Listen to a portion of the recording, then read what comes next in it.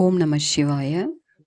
கார்த்திகை மாதம் வரும் சோமவார விரதத்தை பற்றி தான் இன்றைக்கி பார்க்க போகிறோம். ஒரு 2 நிமிஷத்தில் தகவலை தெரிஞ்சுக்கலாம்.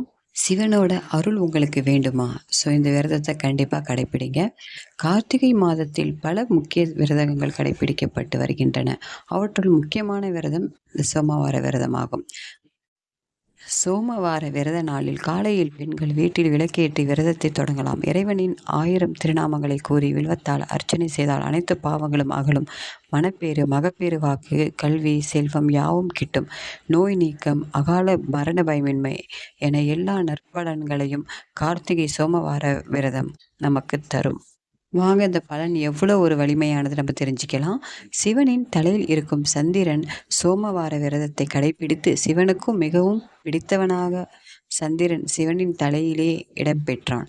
அந்த அளவிற்கு சோமவார விரதம் மிகவும் புகழ்பெற்றது.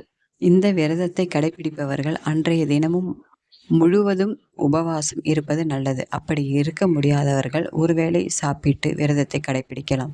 இந்த விரதத்தை வாழ்நாள் முழுவதுமே அல்லது 12 ஆண்டுகளோ கடைபிடிக்கலாம். அதுவும் இயலாதவர்கள் கார்த்திகை மாதத்தில் வரும் திங்கட்கிழமையாவது இந்த விரதத்தை கடைபிடிப்பது நல்ல பலன்களை தரும்.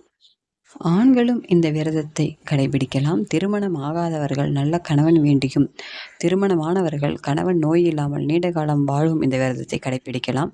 கணவன் மனைவி இருவருமாக சேர்ந்து விரதத்தை மேற்கொண்டு வந்தால் வாழ்வில் அனைத்து வளங்களும் கிட்டும். விரதம் இருப்பவர்களுக்கு மாலை வேளையில் சிவாலயத்துக்கு சென்று வழிபடலாம். திருமணமான பெண்கள் வீட்டிலோ அல்லது சிவாலயத்திற்கு சென்றோ நெல்லிக்கனியில் சிறிய துளையிட்டு அதில் நல்லெண்ணெய் அல்லது நெய் ஊற்றி விளக்கேற்றினால் செல்வம் பெருகும். அன்றைய தினமும் முழுவதும் சிவனோட மந்திரத்தை உச்சரிப்பது மிகவும் நல்லது. இந்த வீடியோ உங்களுக்கு பயனுள்ளதாக இருக்கும்னு நினைக்கிறேன். நம சிவாய.